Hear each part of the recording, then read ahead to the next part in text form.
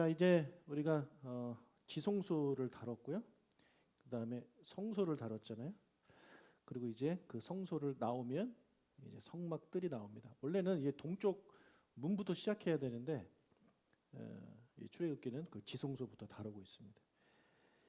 자, 이제 성막들로 나오면 거기에 무엇이 있냐면 번제단이 있습니다. 출애굽기 27장 1절과 2절을 같이 읽겠습니다. 길이가 5규빗, 너비가 5규빗의 제단을 만들되 네모 반듯하게 하며 높이는 3규빗으로 하고 그 네 모퉁이 위에 뿔을 만들되 그 뿔이 그것에 이어지게 하고 그 제단을 노스로 싸고. 자, 제단 흔히 번제단이라고 이제 불리는데요. 제물을 이제 불태워 하나님께 드리는 그런 이제 성물이죠. 가로가 5규빗, 2.8m. 그리고 세로도 2.8m 정도 되고 높이가 3규빗이라서 한 1.3m 정도 되는 이제 크기입니다.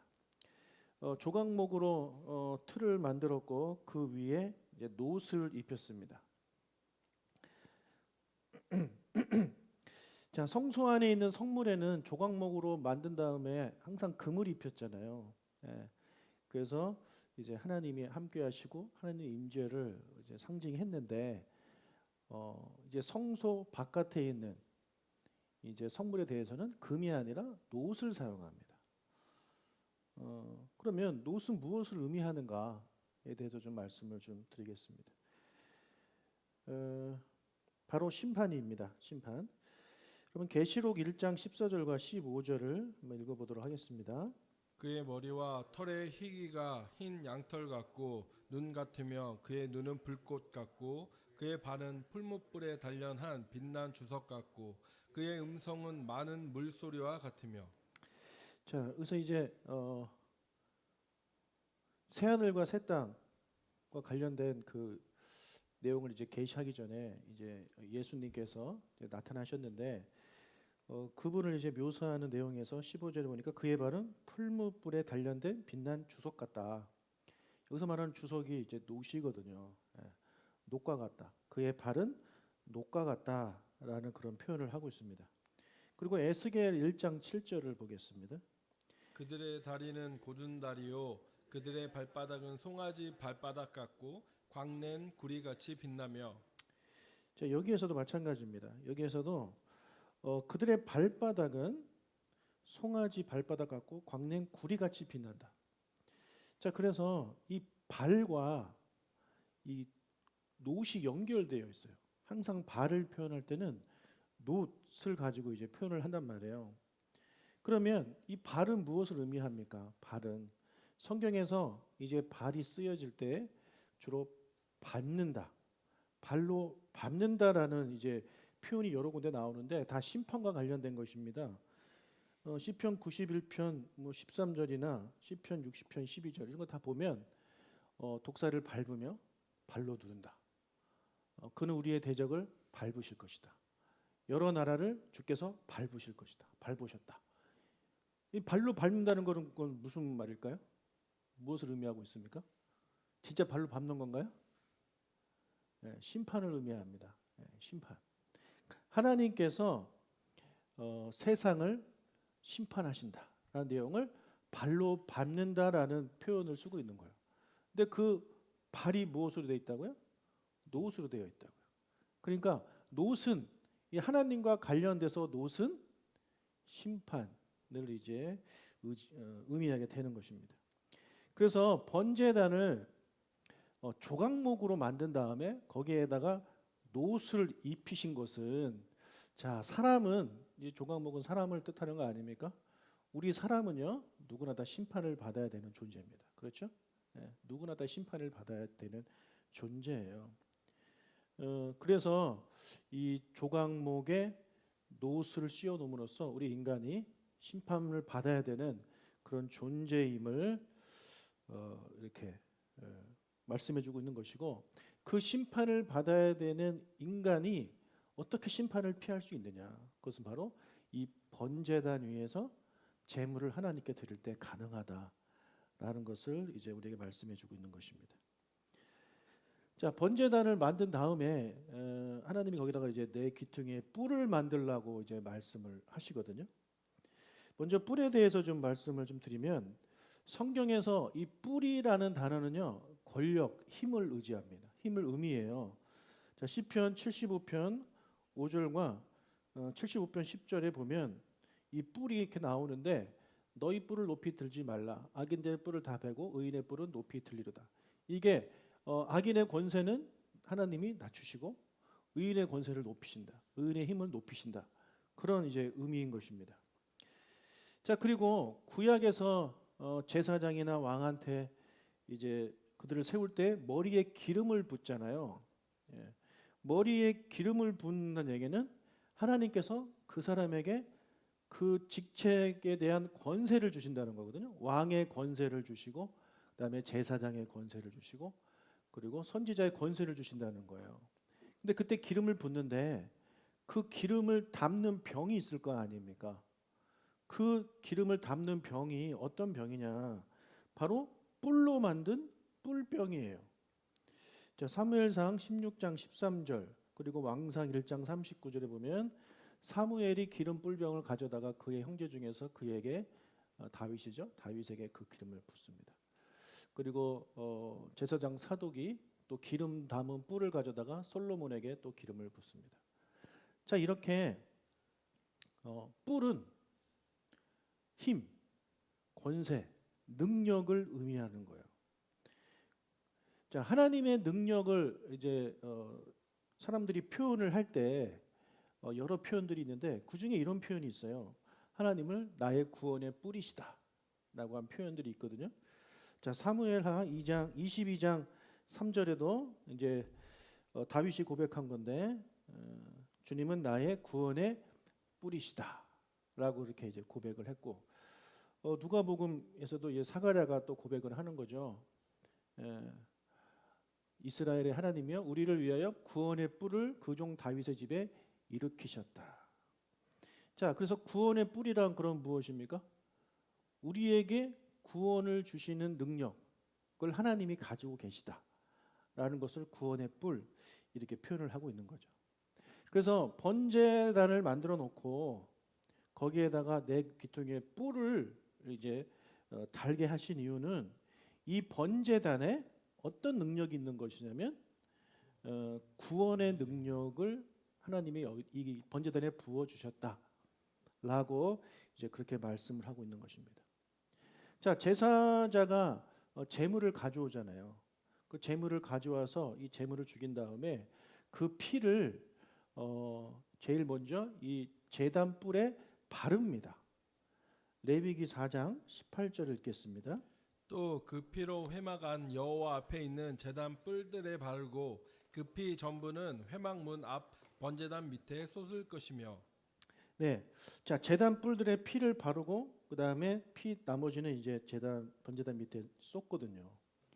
자, 그러면 이 제단 뿔에다가 이 피를 바르는 이 행동은 왜 하는 것이겠습니까? 어떤 의미가 있겠습니까? 아까 말씀드린 대로 이 뿔은 능력을 말을 하고 있습니다. 특히 구원의 능력을 말을 하고 있는데, 자, 이 제사자가 하나님 앞에 범죄해서 그 사람은 이제 죄 문제를 해결하지 않으면 이제 큰일 나는 사람이죠. 그래서 그 문제를 해결하기 위해서 제물을 가지고 오는 거 아닙니까?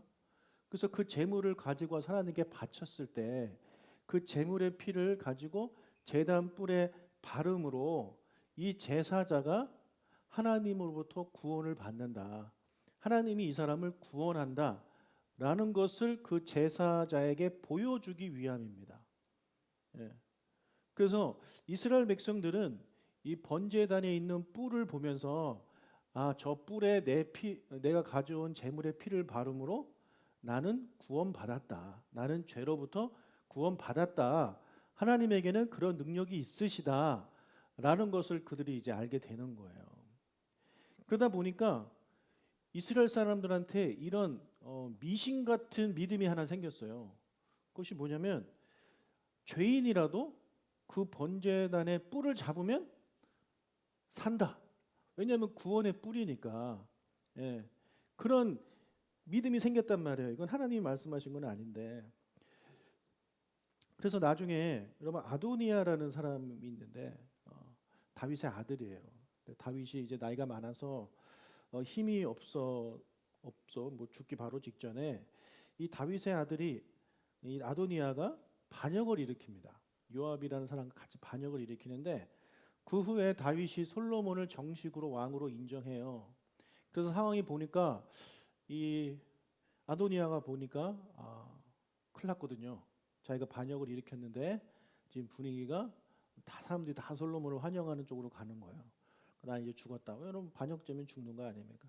그래서 이 사람이 무서워가지고 어떻게 하냐면 제단으로 달라가서 제단 뿔을 잡습니다. 자, 왕상 1장 50절에 보십시오. 아도니아도 솔로몬을 두려워하여 일어나가서 제단 뿔을 잡았다. 나중에 요압도 잡아요. 살고 싶어서. 그러니까 이런 믿음이 이스라엘 백성들 안에 생긴 거예요. 그만큼 이 제단에 있는 뿔은 구원을 상징하는 그런 의미를 가지고 있습니다. 여러분 제단은요 제사자가 드리는 이 제물의 피를 통해서 제사자의 이 죄가 모두 사해지고 구원을 받게 되는 곳이 바로 이 번제단입니다. 따라서 이 번제단은요 성물의 모든 그러니까 성막의 모든 성물이 다 그렇지만 이 번제단 역시 예수 그리스도를 상징하고 있습니다. 우리가 예수님께 나아와서 예수님 앞에 우리가 죄를 고백할 때 그 번제단을 통해서 제사자의 죄가 모두 없어지고 구원을 받듯이 우리도 예수 그리스도 번제단이신 예수 그리스도 앞에 나와서 우리의 죄를 고백할 때 우리의 죄가 모두 해결되고 우리가 구원받는다. 그 구원하심의 능력이 예수님께 있다. 그런 거 아닙니까? 그래서 이 번제단 역시 예수 그리스도를 상징하는 거예요. 자, 그다음에 하나 더 있는데 그것은 이제 뒤에서 설명을 하고요. 먼저 이제 울타리에 대해서 이제 이야기를 합니다. 자, 성막을 둘러싸고 있는 울타리 이 담에 대한 내용인데 성막을 둘러싸고 있는 울타리는요. 길이가 100규빗이에요. 100규빗. 약 여러분 한 45cm니까 100규빗이면은 한 45m 정도 되는 거죠. 그리고 이쪽은 50규빗이에요. 그래서 100규빗, 50규빗 이렇게 직사각형이 바로 이 성막의 모양입니다. 자, 27장 9절과 10절을 읽겠습니다. 너는 성막의 뜰을 만들지니 남쪽을 향하여 뜰 남쪽의 너비가 100규빗의 세마포 휘장을 쳐서 그 한쪽을 당하게 할지니 그 기둥이 수물이며 그 받침 수물은 노스로 하고 그 기둥의 갈고리와 가름대는 은으로 할지며. 자, 이 담을 이제 세우는데 먼저 기둥을 세웁니다. 기둥은 남쪽에 20개, 북쪽에 20개, 동쪽에 10개, 서쪽에 10개 해가지고 총 60개를 세우고 그 기둥의 높이는 5규빗이에요. 5규빗. 5규빗이면은 2m가 훌쩍 높아요. 그래서 웬만한 사람은 그 안을 볼 수가 없습니다. 저도 못 봅니다. 여러분 더더욱 못 보시겠죠. 그래서 이 울타리가 딱 쳐지면 어떤 일이 벌어지는 거냐면 이 울타리 안은 거룩한 땅이 되는 것이고 이 울타리 바깥은 거룩하지 않은 땅이 되는 거예요. 그냥 평범한 땅이 되는 것입니다. 여러분 그리고 이제 세마포를 이제 둘러싸는데 자 이것이 이제 행진을 하잖아요. 이스라엘 백성이 행진을 하고 어느 정도 간 다음에 성막을 설치하잖아요. 그러면 이제 어느 지점에 딱 도착했을 때 그 땅은 그냥 광야예요. 그냥 거룩한 땅이 아니에요. 그냥 땅이에요. 그런데 거기에다가 그냥 이 기둥들 60개 딱 박아놓고 그다음에 세마포를 탁 치는 순간 그 사각형 안은 지극히 거룩한 땅이 되는 거예요. 또 다시 접으면 아무 땅도 아니에요. 또 다른 곳에 설치할 때 그 땅이 또 거룩한 땅이 되는 것입니다. 이 땅은요 자기가 거룩해지려고 뭐 한 게 없습니다. 그냥 자기 위에 울타리가 쳐졌다는 이유만으로 거룩해진 거예요. 하나님이 그냥 그 땅은 거룩해라고 말씀을 하셔서 거룩한 땅이 되는 것입니다. 여러분 이 세마포 울타리도 마찬가지입니다. 여러분 우리가 예수 그리스도를 만나기 전에 우리는 거룩한 존재가 아니에요. 우리는 거룩한 존재가 아니잖아요. 그렇죠? 예수님 만나기 전에는. 그런데 예수 그리스도를 믿는 순간, 예수 그리스도를 만나는 순간 우리는 갑자기 거룩한 존재가 됩니다. 이 세마포 울타리가 탁 쳐지는 거죠. 나를 둘러싸는 거죠. 그래서 나는 한 것이 아무것도 없는데, 나는 공로가 하나도 없는데 그냥 예수 그리스도의 보혈로 내가 탁 채워주는 순간 나는 거룩한 존재가 되는 거예요. 그러니 이 세마포 울타리도 예수 그리스도를 이제 상징을 하고 있는 것입니다. 여러분, 우리가 행위로 구원받는 게 아니잖아요. 그렇죠? 우리 믿음으로 구원받는 거예요. 은혜로 구원받는 거예요. 이런 아주 기본, 정말 그 기본적인 진리가 이 울타리 안에 들어있단 말입니다. 그럼 우리가 뭐 한다고 해서 거룩해지는 게 절대 아니에요. 우리는 행위로 절대 구원받지 못해요. 그냥 예수 그리스도의 보혈로, 예수 그리스도의 피로 그냥 나는 아무 공로 없는데 의롭게 된 것입니다. 그래서 이 울타리만 봐도요, 구원이 무엇인지를 우리가 이제 이해를 할 수가 있어요. 여러분, 여기 삼정동 288-28 이 번지 우리 교회 짓기 전에 무슨 땅이었는지 제가 모르겠는데 무슨 땅이었나요, 집사님? 고물상이었나요? 네. 뭐 고물상은 그렇게 거룩한 땅이 아니잖아요. 근데 이 고물상이 뭐 그냥 우리가 사가지고 성전을 지니까, 예배당을 지니까 하나님 예배하는 장소가 된 거랑 똑같은 것입니다. 우리에게는 아무 공로 없어요. 예수 그리스도의 보혈의 피로 우리가 거룩하게 된 것입니다. 아멘. 자, 이 담을요, 이 세마포로 둘러싸거든요. 세마포는 배실로 만든 하얀 천입니다. 성경에 보면 세마포가 많이 나오는데 이 세마포도 많은 그런 의미를 담고 있어요. 크게 두 가지인데, 첫 번째는 이 세마포는요, 존귀함의 의미를 담고 있어요. 존귀함. 바로가 요셉을 총리로 임명한 다음에 그에게 세마포 옷을 입힙니다. 창세기 41장 41절 42절에 보면 이제 요셉의 손에 반지를 끼고 세마포 옷을 입혔다라고 이렇게 기록을 하고 있죠. 존귀한 사람으로 임명을 하는 거예요. 그래서 그 당시에 세마포는요, 존귀함의 의미를 가지고 있습니다. 다니엘에게 한 천사가 나타났는데 그 천사가 무슨 옷을 입었냐면 또 세마포 옷을 입었어요. 그러면 천사도 존귀한 그런 존재잖아요. 그래서 세마포 옷을 입은 거예요. 그리고 요한계시록에 보면 하늘의 군대가 등장을 하는데 그 하늘에 있는 군대들, 그들도 역시 세마포 옷을 입고 있습니다. 이렇게 세마포는요, 첫 번째로 존귀함의 의미를 가지고 있어요. 그리고 두 번째로 세마포는요, 거룩함의 의미를 또 가지고 있습니다. 거룩함. 레위기 16장 4절에 보면은 이제 제사장들이 입는 옷에 대해서 나오는데, 제사장들이 이제 세마포 옷을 입는데 거룩한 세마포 속옷을 입었다.